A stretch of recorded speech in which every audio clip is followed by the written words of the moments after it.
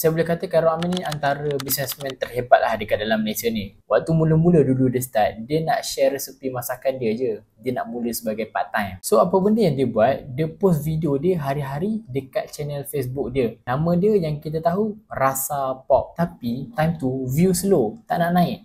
Kalau kita tu rasanya dah give up dah. Tapi bukan Khairul Amin lah. Bagi dia trust the process. Disebabkan dia percaya benda tu, dia reach 1.5 juta follower dekat Facebook. So, KA pun nampaklah benda ni sebagai peluang. Dia decide untuk buat bisnes sambal. Punyalah laku sambal dia tu sampai hari-hari dia kena naik turun LRT untuk pergi beli botol, pergi beli cili, buat R&D untuk jual produk dia.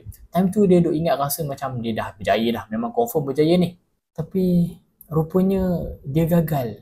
Dia hilang semua saving dia. Page dia yang dekat 1.5 juta tadi pun dah turun views. Serba-serbi tak kena. Tapi Khairul Amin tak give up. So, dia decide untuk tunjukkan diri dia dekat dalam video.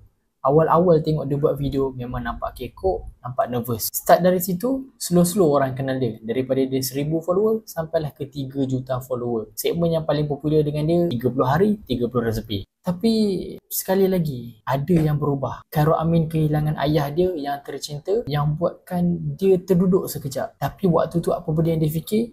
Dia memang totally nak ubah nasib family dia. Dia terus resign kerja oil and gas dia and decide untuk buat video masak sepenuh masa. So, dekat sini titik permulaan paling agung Khairul Amin. Dia decide untuk tak nak pandang belakang dah. And dia decide untuk start jual balik sambal dia. Surprisingly, dia terjual 10,000 botol dalam masa sehari and perlukan 10 hari untuk siap pack. Cuma time ni dia dengan tim dia buat dekat dalam shop lot kecil dia dekat tepi jalan. Tapi benda ni sikit pun tak patahkan semangat diorang. So, lepas 3 bulan operasi, barulah dia dapat buka kilang pertama dia sebesar 14,000 square feet. Tapi, time mula-mula dia buka kilang, dia belum pakar. Dia tersalah susun layout, dia salah beli mesin. Supplier bahan mentah pun ada problem juga. Tapi again, dia tak pernah give up. Dia belajar daripada masalah yang dia buat tu. Despite daripada semua tu, dia teruskan juga dia punya production sampailah COVID-19 ni reda.